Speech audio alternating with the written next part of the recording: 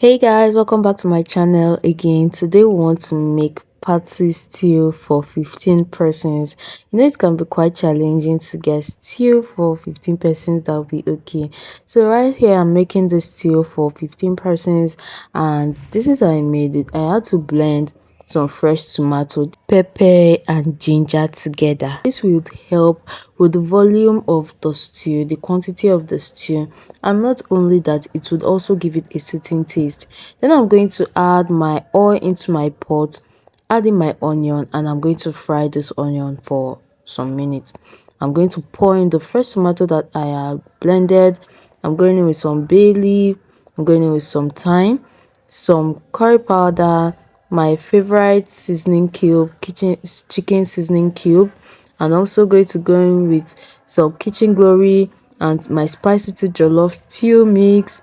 I'm also going in with just all my favorite spices that I like to use to make my meal. So I'm adding in my spices in this video, and I'm going to stir this to combine together.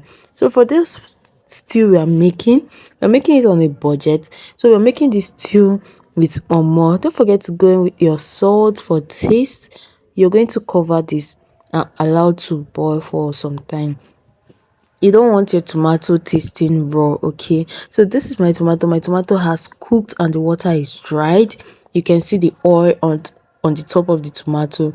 I'm going in with some tomato paste for this stew, to add to the taste of the stew that I am making.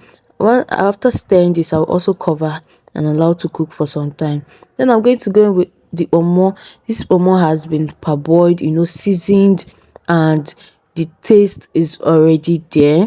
You don't want to go in with omo that you haven't spiced and cooked.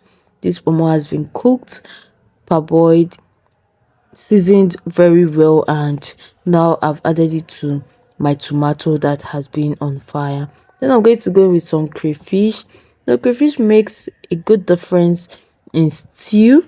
It adds to the taste of stew. So I'm adding crayfish to my own stew to add to the taste. I will cover this and allow to cook for some time. Next, I'll be going in with the water, the stock water from the pomo that I had already seasoned and cooked. I will stir this, cover, allow to cook for some time, and my stew is ready. So you want to add a little bit of ginger to boost the taste of your stew. So this is how to make your own stew. I'll see you in my next video. Bye.